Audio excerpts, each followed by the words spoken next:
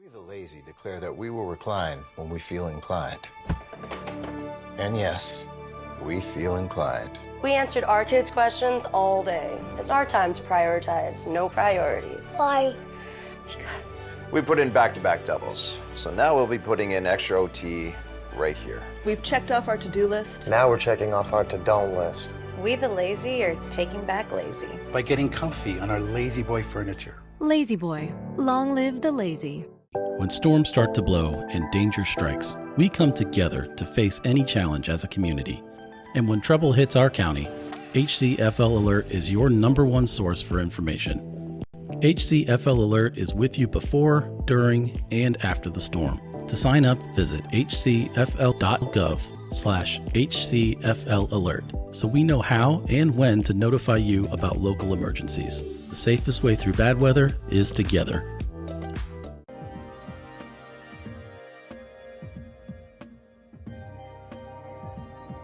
Time, weather, and always. How you doing, everybody? I'm Chief Meteorologist Dennis Phillips. Heat, still the hot topic of weather conversation, right?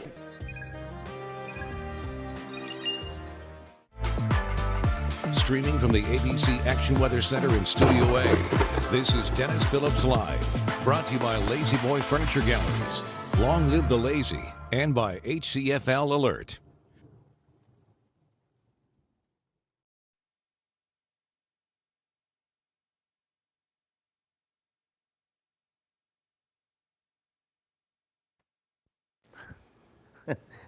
That's a good way to start. I had a feeling, I wasn't really sure. Hey, what's up, everybody? Tuesday night, right? Yes, Tuesday night. Trying to get back into it. You know, you go to bed at 4 in the morning, you get up at 6 to bring the kids to school. You guys know it's getting back to school is a very challenging thing for all parties involved. But it is a Tuesday night, and we have got tropical stuff to talk about. Tropical storm, soon to become a hurricane. Today, the 20th anniversary of Hurricane Charley. We're going to talk a lot about that, about how things have changed, but how things have stayed the same, too, in terms of forecasting and in terms of track updates when a storm is getting close to landfall.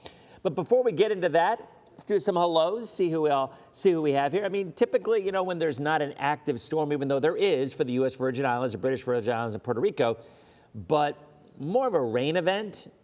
Still tropical storm force winds, but, you know, these islands have gone through Maria and, you know, massive storms over the last 5 years. So I wonder if people who live on Puerto Rico, you know, if they stress less about a storm like this. I would assume they would, kind of like what Floridians do.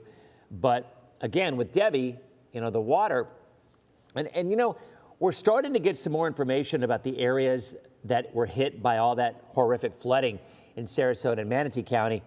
And, you know, we're starting to dig in and ask some questions about, was it just the rain that caused the issues?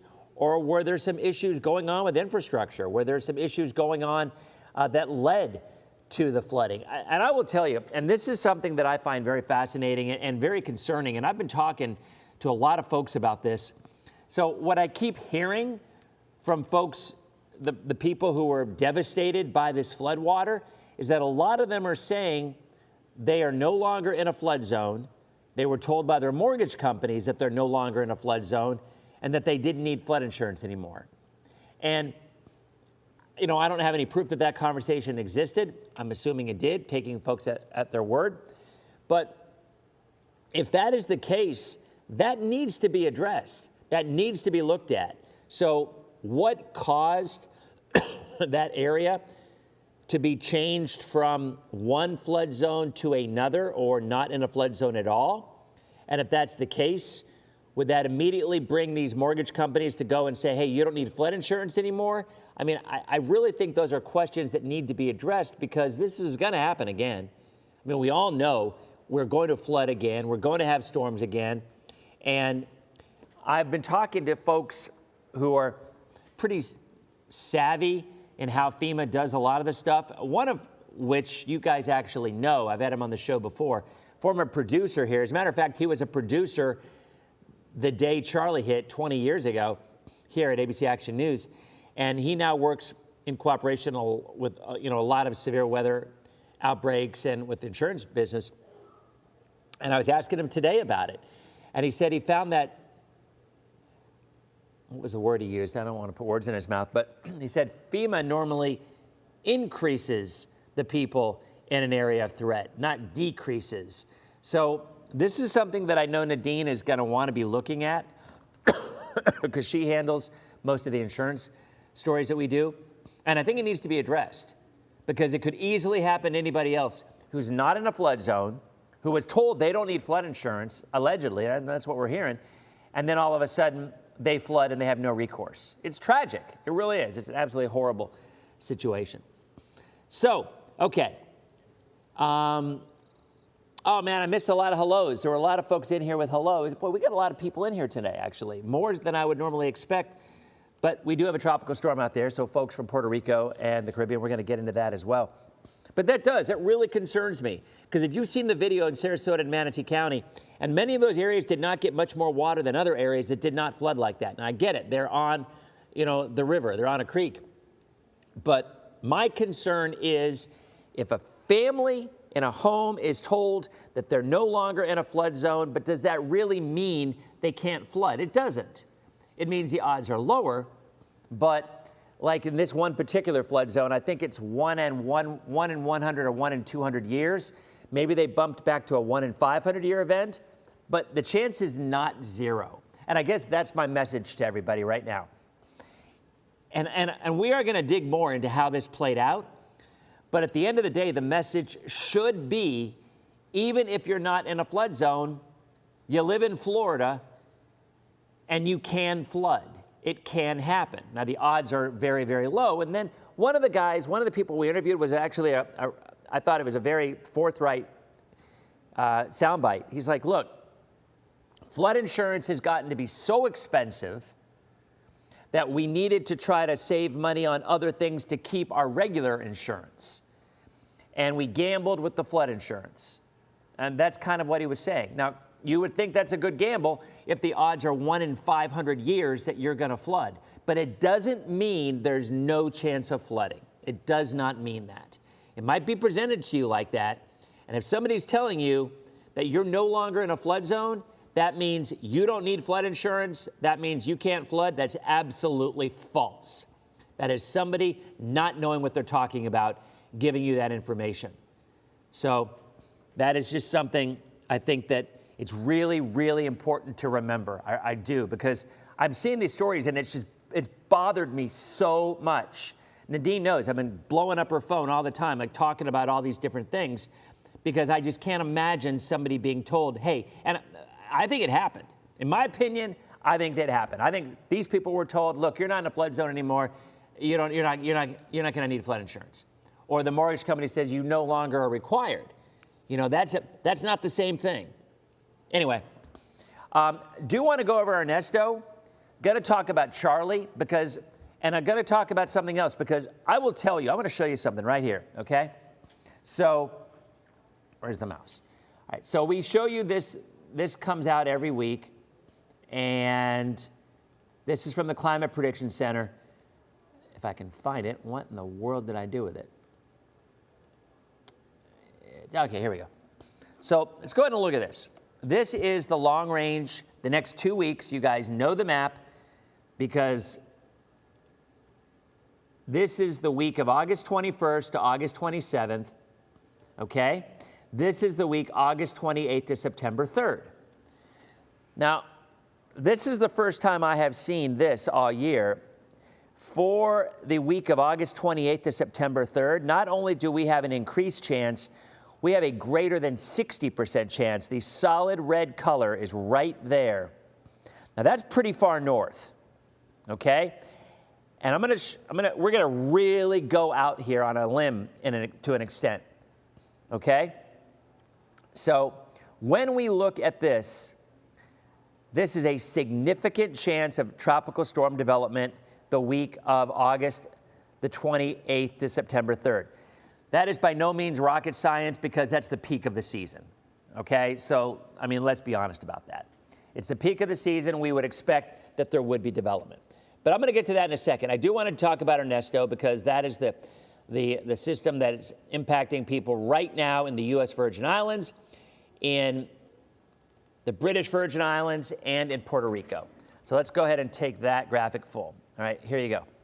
So here's a look at what's happening right now. Ernesto looks like it's kind of splitting. It isn't, but it's certainly being sheared to an extent, because look at what you have here. You almost have like two areas, two centers. You don't, but it certainly looks like that, right? So there's a look at what is coming up right now on impacting the Virgin Islands and Puerto Rico. But I want you to look at what's behind it. And again, we have the next 20 minutes to talk about all this in depth. You've got a wave down to the southeast of that. I'm going to go ahead and circle them for you. So you got this one, right? Okay. Then you have another pretty vigorous wave coming off the coast of Africa right now. You got another one, okay? And then you look back over Africa, and you have more waves, one after another, as you would expect this time of the year. Typically, every 4 days, you're going to have a tropical wave or a cluster of thunderstorms come off the African coast. What happens after that depends on what's going on around it, okay? And we'll come back to that in a second. There's the latest on Ernesto, winds of 60 miles an hour, pressure not all that low. I mean, this is obviously a significant rainmaker, but it is not going to be a hurricane as it impacts the Virgin Islands and Puerto Rico. But it is going to be a significant rainmaker, which it already is right now. But the good news is it is not a hurricane. Mudslides are always a concern in some of these islands with all the heavy rain. But overall, there's the updated track for Ernesto. Now, this is updated every 6 hours, and we are going to come back to that because that is a very significant thing when it comes to Charley. All right, and we're gonna reminisce about that one. But it is going to get rather close to Bermuda. Here's a close-up view, maybe give you a little bit better idea. Paula in Virginia, how you doing? Nice to see you. So, staying to the east of San Juan, staying to the east of Puerto Rico, right over the Virgin Islands. So, definitely, areas around St. Thomas, they're getting some foul weather with gusts up to hurricane force. I don't want to minimize this at all, but I will tell you these areas, many of them really know how to handle this kind of storm because they've been in them so many times. And at this point, gusts of about 70 to 75, rainfall 5 to 10 inches. In fact, we can go ahead and look at the latest NHC advisory, and I can kind of tell you exactly. In fact, we'll go ahead and show you this because this is a little inside baseball, but it's kind of helpful to folks who want to know. Let's go to the discussion. And this is the 5 o'clock discussion from the Hurricane Center. Ernesto's structure continues to gradually increase in organization. There have been some indication of dry air, as I was saying, within and possibly some westerly shear, which were the two things I just talked about. Likely related to the system's fast motion, but the maximum winds have been increasing during the day nonetheless. Okay, recon could be a little bit higher. Ernesto continues to turn to the right and moving west-northwest. And on this track, Ernesto Center should pass over the Virgin Islands later this evening and then pass northeast and north of Puerto Rico overnight and on Wednesday. A northward to north-northeast motion is forecast after 48 hours. That big trough that we've been talking about is going to keep this way to the east of the United States. Track guidance is very consistent. No significant changes were required in this track. Since there is some chance of Ernesto becoming a hurricane while it is near the Virgin Islands, a hurricane watch remains in effect for the Virgin Islands. But at this point, it does not appear to be likely.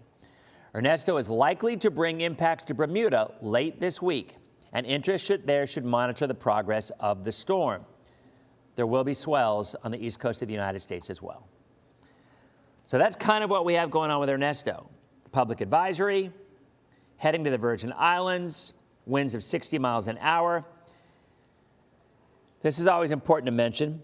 Tropical storm force winds extend 115 miles from the center. A wind gust of 54 miles an hour is recently reported in St. Martin.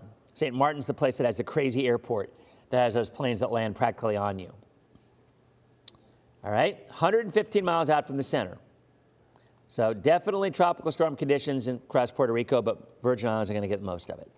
But this is not a particularly powerful storm. It is going to dump quite a bit of rain. Let's see what the rainfall totals are. Probably 5 to 10 inches, I'm assuming. That's usually the numbers that we get with this. Actually, not even, because it's moving pretty quick. 4 to 6. Oh, there we go, up to 10. Yeah, rainfall amounts of 6. Yeah, there they are. Puerto Rico, rainfall amounts of 6 to 10 inches of rain expected across southeastern Puerto Rico, with 2 to 4 across northwestern Puerto Rico. For a complete rainfall forecast, we can go to this page, copy that. I'm also going to look on the graphics on here.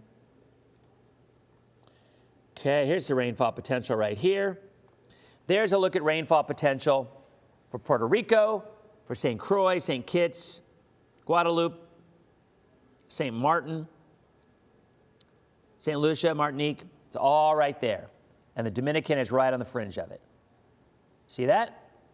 Rainfall totals between 2 and 10 inches of rain. That is the official forecast of that tropical storm. Now, we can also look at wind speed probabilities. Hurricane wind probabilities are very low over the islands. In fact, they're pretty much near zero, but they do start to increase as you see that track inching closer to Bermuda. So that is something that will need to be watched later on this week. All right. Surge, 1 to 3 feet. 1 to 3 feet surge from St. Thomas, St. John's, over to the eastern third of Puerto Rico. From San Juan around. And St. Croix, 1 to 3 inches as well. I'm sorry, 1 to 3 feet. 1 to 3 feet of surge. So there you go. Certainly not a good situation, but they have seen much worse. And look what's behind it. Now, this is what I want to start to talk a little bit about, okay? Because when we showed you this map right here, okay, this is the Climate Prediction Center painting a above average chance of tropical cyclone development the week of August 21st and a high probability of development August 28th to September 3rd. See that? Now, I'm going to show you something that I've not shown you in the past, but I'm going to show it to you now because I find it fascinating. This is a look at the 45-day forecast from the Euro. Now, I'm going to preface this by going on camera for this one. We all know you cannot predict a hurricane 40 days out. You can't even do it 4 days out sometimes. But what we look for is we look for trends. We look for trends in the positioning and the track and the location of potential development. And that's based on upper level patterns, not just specific little subtleties about a storm that's developing in a particular spot. Climate Prediction Center has 2 very significant possibilities, one the following week, the other one the first week in September in development, greater than a 60% chance. And yet, when you look at the models, here's a look at the GFS, okay? I'm going to go ahead and just play this. This is the GFS. I want you to look off of Africa, over here. I want you to look down in that area. This takes us through Friday, the August 20th. This is the next 10 days. This is actually the Euro. This is the Euro. And it has absolutely no development. Look at all those waves coming off of Africa. See them all? Even though you have all those waves coming off of Africa, you have no development. There is a ton of Saharan dust and a ton of dry air out there. Now, if we look at the GFS, it's not coming up. Yeah, that's the GFS. So you look at the GFS, and look at the GFS as we go through time. You've got those waves off of Africa, right? But look where they develop, or should I say don't develop. This takes us through August 26th. Look at those waves coming off of Africa. And you're not seeing any significant development. Now here's the Euro right here. The Euro shows the exact same thing. Very little development over the next 10 days. Now, we're not going to sit here and say that that's absolutely going to play out that way, but when you have the Climate Prediction Center giving what appears to be a very high likelihood of development, and you have the model saying something different, you know, there's some disagreement going on here. But I want to show you this again. I was talking about this. This is the Euro, okay? Day 1. Day 2, day 3, day 4. Now, this is going to go to 45 days. But what I want you to look at is not so much of what's developing, but I want you to look at is where this tries to develop stuff, because this is really setting up a classic tropical Atlantic pattern curving around high pressure away from the east coast of the U.S. Now, these are ensembles, right? So these are various members of development. This takes us through a week out with Ernesto. Nothing else out there through the next week. We go to 8 days, go to 9 days, go to 10 days. Nothing. 11 days. How come it froze up on me? I don't know why. 11 days, 12 days. Now look at, we are finally getting stuff off of Africa around the end of the month, early September, as you would expect. But ultimately, here's what I want to show you as we go out a month. Look at where the majority of these tracks go of development. They go in that curve that we often talk about. Here, let me go ahead and draw this. That is a very common track when you have a high setting up out here. I've told you a million times, the positioning of this high is the key to everything. If this high is set up over here, it is bound to force stuff closer to Florida and the Southeast and potentially even into the Gulf of Mexico. But if you look over the next month, and again, this is just trends. This is by no means saying there will not be development. Do not think that's the case. But look in the Gulf over the next month. And more importantly, look in the Caribbean over the next month. What the models are appearing to be, at least the Euro long range, is appearing to show more, whatever development is going to occur, is going to be more of a traditional climatological normal, which is more north and around a ridge out here.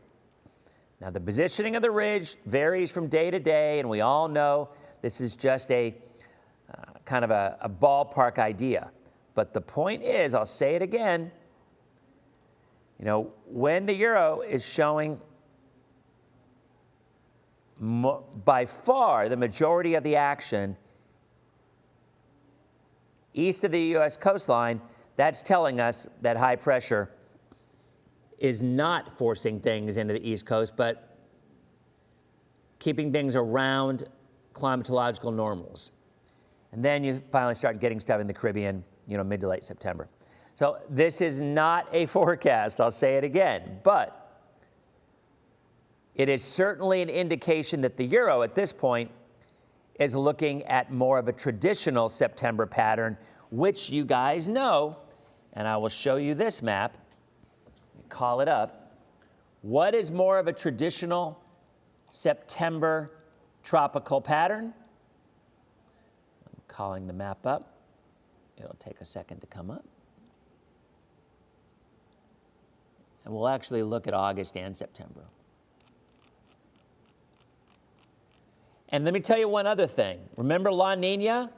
Remember how all the predictions were that we were going toward a La Nina? We are. But that La Nina is happening much, much slower than originally forecast. And all that is the warming and cooling of the water off the Pacific water off of South America. Warmer, it's an El Nino. Colder, it's La Nina. La Nina makes it more realistic that there's going to be development. But that La Nina has taken its good old time in developing, the water cooling, not as cool as maybe some aggressive forecasts were making it, and it's pushing it off more toward October or November as the season starts to wind down.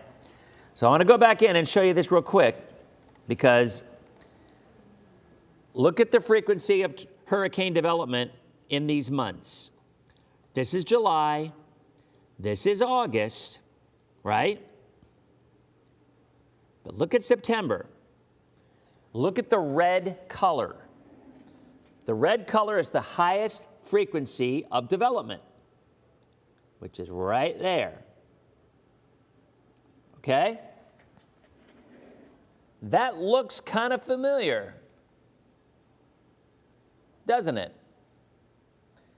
So the euro over the next month is certainly trending more toward what would be considered a climatological norm.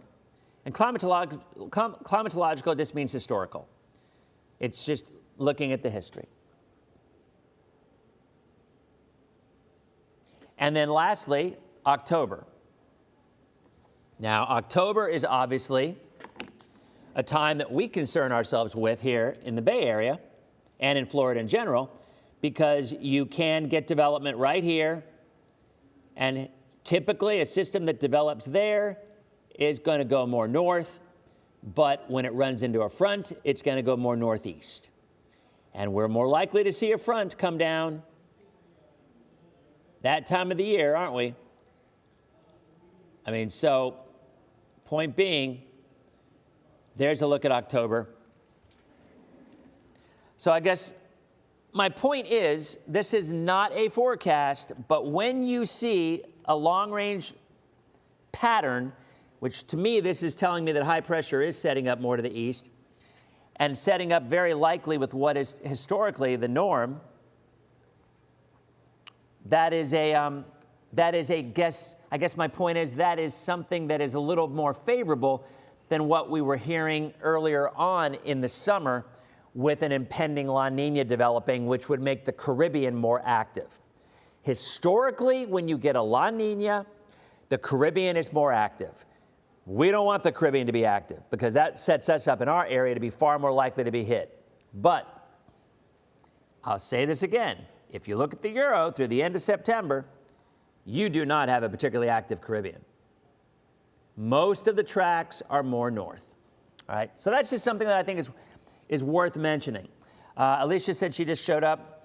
Alicia, where have you been? We've been out, everybody's like, where's Alicia? Where's Alicia? So anyway, point is, all the waves that are coming off of Africa, in spite of the fact that the Climate Prediction Center is very aggressive in showing development, but there's nothing unusual about having a named storm the week of August 21st or August 28th. In fact, that is the norm. But if they develop, you know, potentially you're looking at more of a curvature in the long-range numbers, right? They vary from run to run. I mean, trust me, I'm not sitting here saying if something develops, it's going to curve. I'm just saying long-range models are hinting at that ridge retreating a little bit, which would make it more likely that you could see more of a traditional climatological norm in September, which is East Coast curving a little bit, right?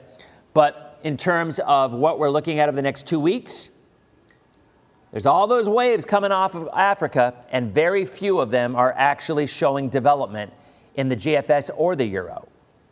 That can change, but it's not a bad thing. Okay, so what we're going to do is the streamers are gone in about 45 seconds. I'm going to continue the conversation about Charley. I think it's a very interesting conversation and one that I think needs to be talked about in terms of a storm that's about to make landfall in Florida and how an NHC track might not be as helpful as you might think in those last 6 hours. And we're going to use Charley as a perfect example. So thanks for watching. We'll be back on Thursday with more. If Ernesto really starts to get cranky, maybe I'll do a quick one tomorrow. But today is the 20th anniversary of Hurricane Charley. We're going to talk more about that on Facebook. And streamers, thanks for stopping by. Hope to see you on the next edition, Thursday, of Dennis Phillips Live. Okay, so streamers are gone. I want to talk about something that I think is very important that people kind of forget about and could not be illustrated any better than when we had Charley. Now, we're gonna recap a little bit. Charley, 20 years ago today, that was the storm where, I don't know about you, but most folks in the Bay Area, we thought it was our storm. I left my house in Tarpon Springs thinking my house would be gone when I come home. I really did. I thought that was the storm. The official track, as you see right here. Now, we're going to get into this discussion a little bit more in a second. But again, my point is, most everybody thought this was the storm. Models were Central Florida. Track was Central Florida. Official NHC track in black, right into Tampa Bay as a Category 4 hurricane. You know the history. Mayor Iorio was sitting right over there, and she was talking about rebuilding, and I said, I think it's going to miss us. It looks like it's turning, and it did. And Don Germais was down in Punta Gorda at the Holiday Inn, the one that you probably have seen the video of the roof blown off, right? Well, the way it played out is at 11 a.m., this is the official track that the Hurricane Center had. And I'm going to zoom in for you. 6 hours before landfall, 6 hours before landfall, the official track from the NHC had a Cat 4 hurricane directly over the Bay Area. Now, it's important to remember that the NHC tracks are only updated every 6 hours. There's intermediate advisories, there's hourly fixes as it gets closer to land. But the actual track, okay, the actual track is updated every 6 hours. So this is the last official track from the Hurricane Center before landfall, because landfall was just before 5 p.m. So the last thing pushed by the Hurricane Center had a major Category 4 hurricane directly over the Bay Area. Now, look at the cone of uncertainty, right? It's something we talk about all the time, and there was probably never a better example of it than right here. Because I get it. The thought process is, look, it's 6 hours out. This has to be right. I mean, come on. Can't they get it right within 6 hours? I mean, I get it. I understand it. That's the mentality. But we all know storms coming in from the south. We've talked about this so many times. Just a subtle change in conditions around the storm, or a turn, a 5-mile change down by Cuba is a 50-mile change by the time it gets to Central Florida. It's the old steering wheel deal. You have a hold on your steering wheel, you're in Cuba. You turn your steering wheel just a little bit to the right. It doesn't move much, 100 yards, 5 miles away, whatever. But by the time it's 50 miles, it's a completely different track. I'm not saying that's what happened here, but I'm saying it's coming in at such an angle that a subtle change makes a huge difference. And here's why Charley was a perfect case in point here. All right? 11 a.m., it's still a major hurricane forecast to be directly over us. Within 6 hours, it made landfall, however many miles downtown Tampa is to Punta Gorda. 100 miles, 80 miles, whatever it is. All right? It's still officially in the cone of uncertainty, right on that fringe. You can see it. But nobody thought it was going to go to Punta Gorda when the track was that far down. The track was Tampa. I did not hear one person, not one, back when, including myself, when it was over Cuba, saying, okay, well, this is the way, it's going to go this way. We all pretty much resigned ourselves to the fact that it was going to come here. But we started to see the wobble and the shift change, the track change. We started to see it.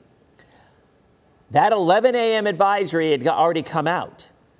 So the NHC will not change their track from 11 a.m. until landfall. So you've got that 6-hour window where you've got people who are putting everything in on the NHC track, and it's no longer accurate. I did an interview on the phone. Maybe some of you saw it. I did an interview on the phone at about 12:30 in the afternoon that day with the NHC. I did a live phoner, and it was obvious to me that that thing was changing path by then. And I talked to one of the Mets. It wasn't the director. It was one of the Mets who did the phoner. And he he towed the company line saying, this is still our official track. This is still our official track. I'm like, dude, look at it. It's turning. It's obvious. This is still the official track. And I caught a little heat. This was before emails. People were calling the station. Tell your weather guy to give the guy a break.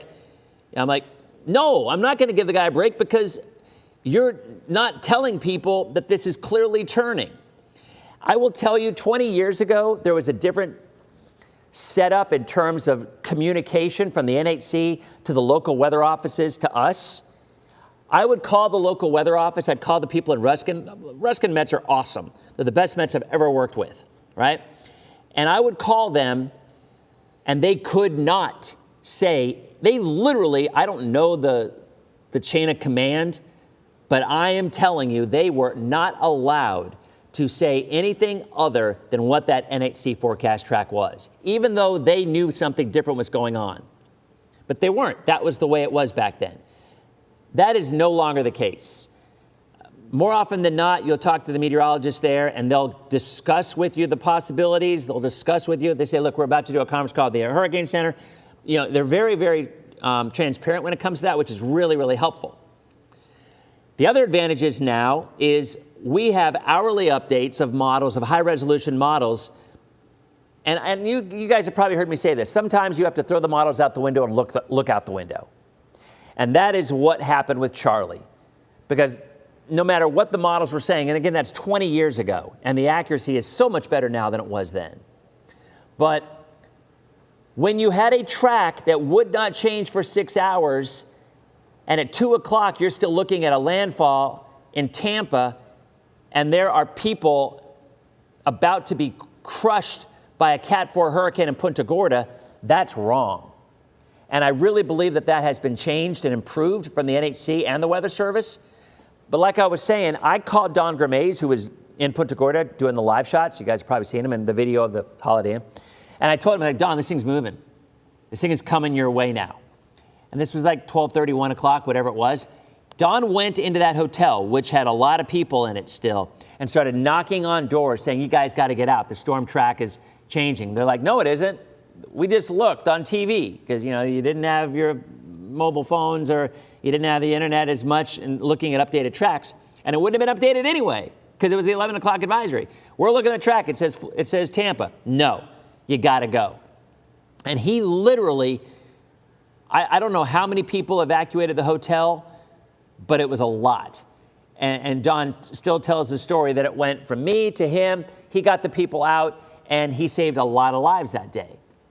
Now, I think nowadays that would be less likely to happen because, again, the Hurricane Center they're all over social media. Their director is always doing live updates at advisories. And I have no doubt, because look, they knew it was turning. Of course they did. I mean, once you're seeing it turn, again, you throw the models out the window, you look out the window. It wasn't a wobble. You look at your first frame or two, maybe it's a wobble. But after that, there's not a wobble. It's obviously a turn. And so I guess my point is you have to be it would happen with Ian. It happened with Irma. These storms that come in from the south have a propensity for one reason or another to kind of veer a little bit to the right at landfall. They just do. Now, ones going into the panhandle, they do too. But a lot of times it's, you know, what's up in the panhandle. So my point is looking at this graphic, which shows you 11 a.m. track. The last track from the Hurricane Center had a direct hit in the Bay Area as a Category 4 hurricane, and landfall was the other line, the one down to the south. You know, the what color is that? It's also a black line, I guess, which was within the margin of error, the cone of uncertainty. So we have more data now. The data's better. The forecasts are more accurate. The models are running more regularly.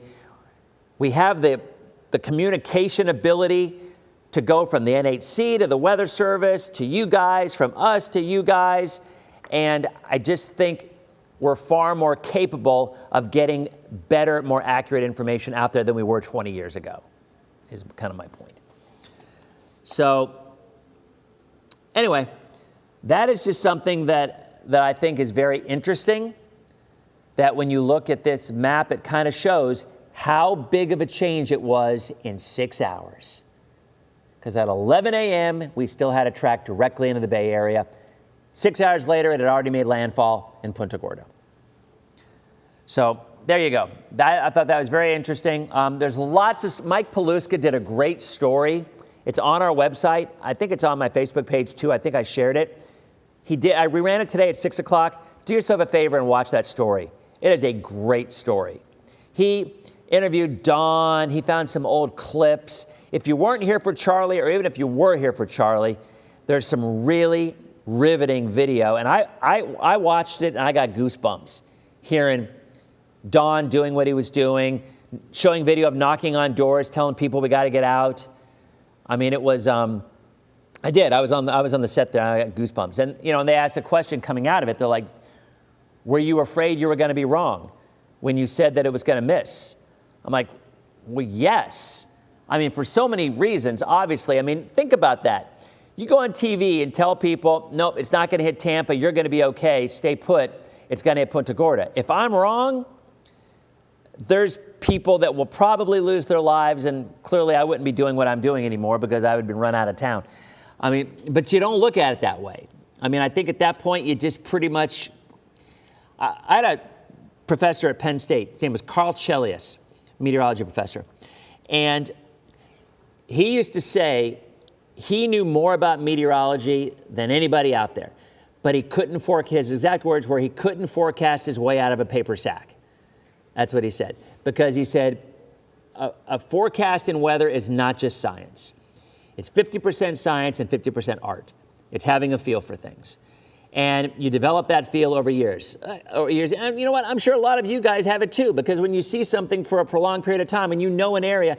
My first TV job was in Salisbury, Maryland, and there were all these fishermen and all these farmers who spent their lives outside in that weather, and they knew that weather. And I was this kid out of college, and I'm like, oh yeah, I know all this stuff, and I was not gonna be wrong, and I knew more than they did, which I didn't. And you know, I remember them telling me, well, this happens and this happens. Like, well, that's not the way that I'm the science, and they were always right, and I was usually wrong, because they know the area. They have a feel for the area. And I think a lot of our local fishermen are the exact same way when it comes to tropical stuff. And a lot of y'all who follow weather, you follow it so closely you have a feel for it. So the science is only 50% of it, according to my old college. It was actually my advisor at Penn State. And, you know, that was, yeah,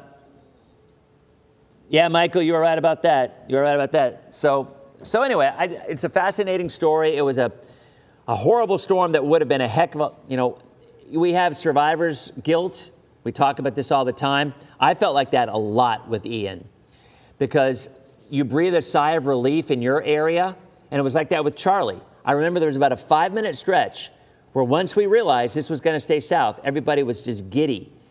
And then you realize pretty quickly, oh man, yeah, it's going to miss us, but it's going to hit these guys, and they're not even ready for it because they thought it was going to hit Tampa. And that's just one of those things that we struggle with, and I know you do too. I have no doubt that there are times when we have a near miss, as much as a sigh of relief you have, you think, oh man, but look at these people, and they aren't even ready for it because they didn't think it wasn't going to come to them.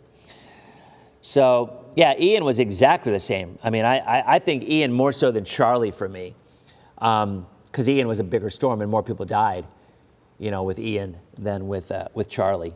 I mean, that surge was just awful. So, Michael, I was not in David. I remember it, but no, I was not. I don't believe I was, at least.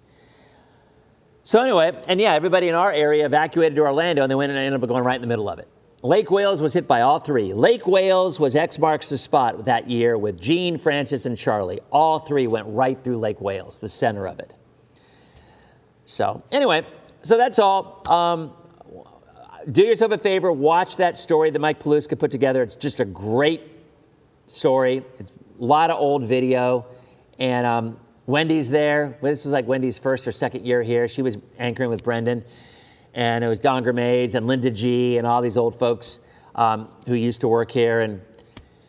And now Wendy and I are, I guess, the only two left. So Anyway, that's it. Like I said, Ernesto, tropical storm conditions, not hurricane conditions at this point for the islands.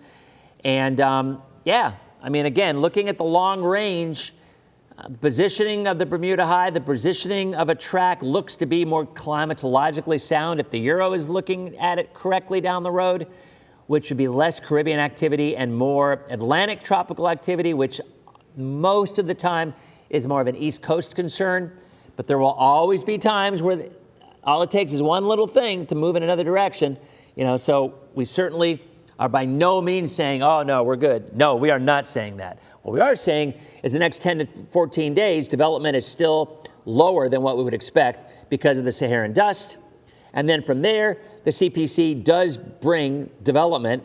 But again, development that if you were to look just purely at the location, if you would think if it goes north of the islands, which is a lot of times what we look for, if it goes north of the islands, that's a track that's going to stay East Coast. So we will see. For our area, we want things to avoid the Caribbean. That is obviously our biggest concern. All right, guys. Well, have a great night. Thanks for stopping by. I don't think we have a DPL Plus tomorrow, unless there's any kind of dramatic change. We'll be back on Thursday.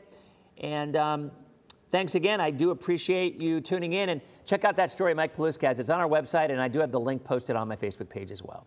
You guys have a great night, and we'll see you on our next edition of Dennis Phillips Live. See you guys.